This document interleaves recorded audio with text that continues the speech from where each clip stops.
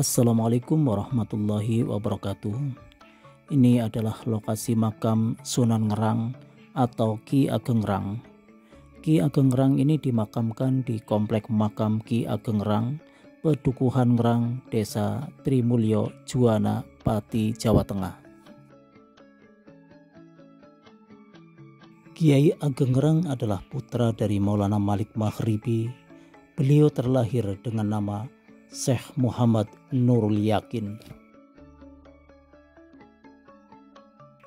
Ki Ageng Ngerang sendiri merupakan salah satu ulama besar keturunan Syekh Jumadil Kubro dan Syekh Maulana Maghribi yang ditugaskan untuk syiar di wilayah pesisir Jawa, tepatnya di Pati bagian timur.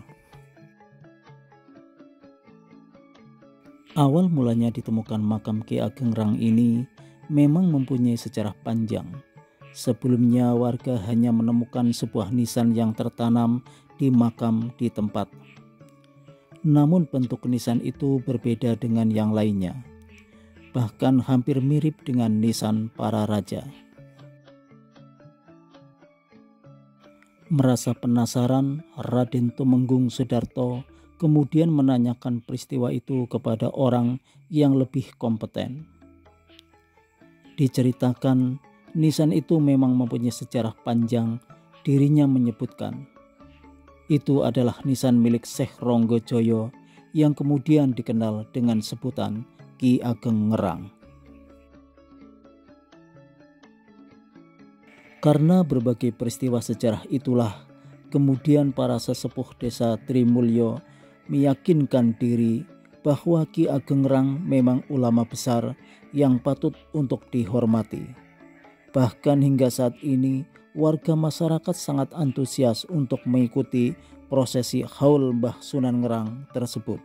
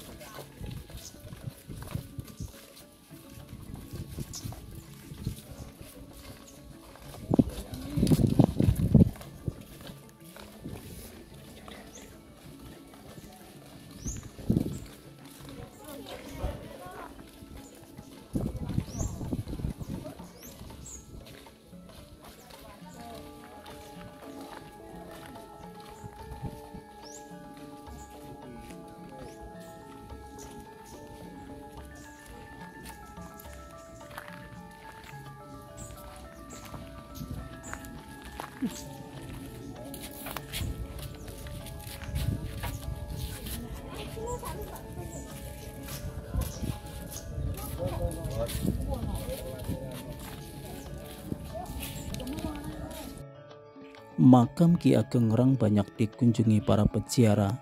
Tak hanya datang dari wilayah Juwana Pati saja, banyak peziarah yang datang dari luar kota dan bahkan dari luar Jawa.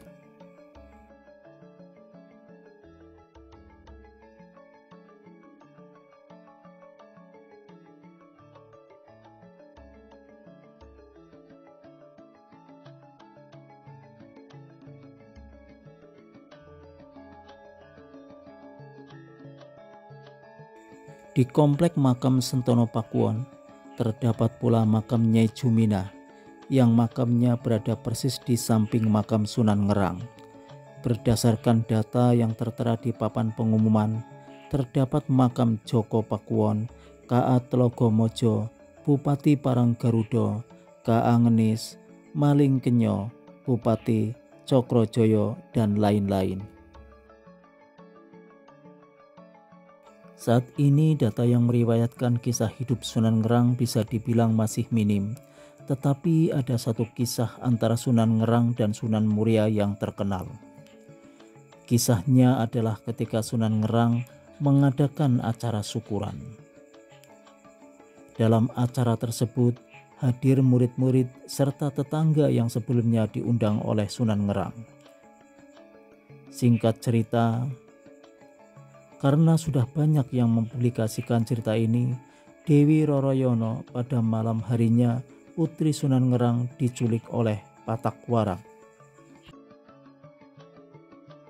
Pencarian pun dilakukan oleh Sunan Muria yang bersedia memenuhi permintaan gurunya itu. Di tengah perjalanan, Sunan Muria bertemu dengan Kapa dan Kentiri. Mereka menyatakan diri sanggup untuk mencari Dewi Roroyono. Bila berhasil, maka Sunan Muria tetap berhak menikahi Dewi Roroyono. Saat itu Sunan Muria harus kembali ke Padepokan Gunung Muria untuk membimbing para santri. Oleh sebab itu, beliau mengizinkan Kapa dan Kentiri mewujudkan itikat baiknya. Mereka meminta bantuan seorang tokoh sakti di Pulau Seprapat, sebuah pulau kecil di daerah Juanapati, bernama Wiku Lodang Datu. Usaha mereka memenuhi hasil. Dewi Roroyono kembali ke Ngerang, sedangkan Patak Warak lumpuh di tangan Sunan Muria karena ulahnya sendiri yang mengajak Sunan Muria berkelahi. Selanjutnya, sesuai janji Sunan Ngerang, Sunan Muria akhirnya dinikahkan dengan Dewi Roroyono. Demikian pula Kapa dan adiknya, Kentiri, yang diberi hadiah berupa tanah yang terletak di Desa Buntar, Karanganyar. Sangat disayangkan, kedua adik kakak itu terlanjur jatuh hati pada kecantikan Dewi Roroyono.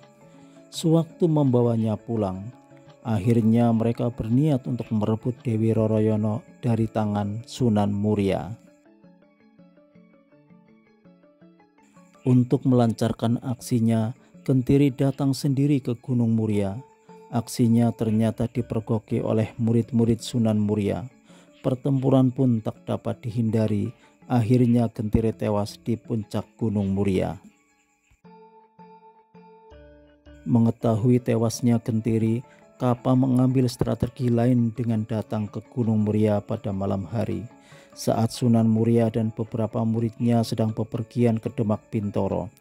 Aksinya berhasil dan membawa Dewi Roroyono ke Pulau Seprapat, menemui sang guru Wikul Lodang Datu, berharap mendapat perlindungan. Akan tetapi kedatangannya tidak mendapatkan sambutan baik. Ia malah dimarahi dan dimaki oleh gurunya sendiri. Saat mereka berseteru, tiba-tiba datang Sunan Muria dan beberapa muridnya. Kebetulan Sunan Muria juga ingin sowan atau berkunjung ke sana. Hal tersebut sudah menjadi kebiasaan Sunan Muria untuk mengukuhkan silaturahmi meskipun sama pemeluk agama lain. Melihat kedatangan Sunan Muria, Kapa langsung menjuruskan serangan menggunakan kesaktian miliknya. Beliau menggunakan aji pamungkas puncak kesaktiannya. Namun Sunan Muria bukanlah tandingan Kapa. Jurus yang ditujukan kepada Sunan Muria berbalik arah hingga mengakibatkan beliau tewas seketika.